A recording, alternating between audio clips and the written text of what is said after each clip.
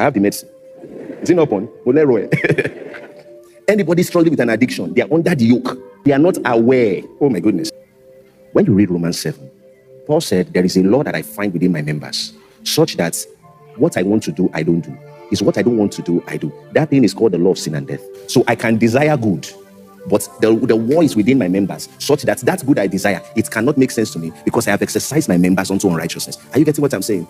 I can want to stop that addiction. I want it. I desire it. I've seen people that told me before. Somebody in the UK, he came to me. He said, Pastor, I have lost my family, lost my children. I've lost everything to gambling. And I don't want to gamble. If you give me 10 pounds now, I will gamble. I said, you don't mean it. That if I bring that money and I give you, he said, I will gamble. I said, but you don't want to gamble. He said, that's why I'm talking to you. That thing is called a stronghold. That's why sometimes you are free to start and you think it's freedom. But over time you realize that you are in bondage because you are not free to stop. It's that law of sin and death. What David saw was a wicked boss. And God put him before Saul because God knew David. Wickedness is also in your heart. I want you to observe what I do with wicked people so you don't fall into that trap. And I'm trying to explain. Some people that you say my boss is wicked, you might be projecting. And many of us, we will be so fixated on being the victim that we forget that God is teaching. Because if David had learned that lesson, that Saul was wicked to me, I must not do it, he wouldn't have killed Uriah. So all along, he was Saul. So even though David wants to be a good guy, his programming is like Saul. That's what they call the law of sin and death. Anybody struggling with an addiction, they are under the yoke. They are not aware of the law of the spirit of life in Christ Jesus. A guy came to me, and I've shared this before. He was struggling with masturbation.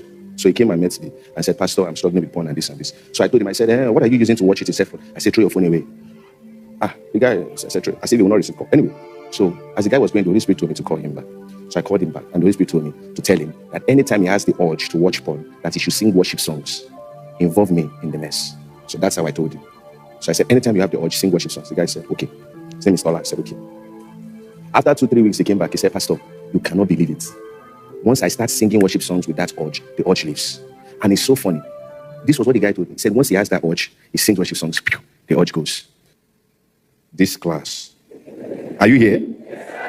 So another guy came later and said he has issues with masturbation. I said, I have the medicine.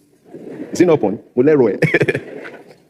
I said, I didn't even think about it. I said, once you have that urge, you just sing worship songs. The boy also came back 2-3 weeks after. I said, Pastor. I said, He said, ha. I said, He said, ha, Pastor. I said, ha, what? He said, Pastor, even with the... I said, you were worshiping? He said, Pastor, I will stop the worship, but I still did it. In fact, it got worse. I said, hey?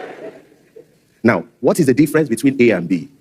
For Mr. A, it was a quickened word. It's called spirit and life. For Mr. B, it was a borrowed word. So it's sin and death. I have the medicine. Is it not on? Roy.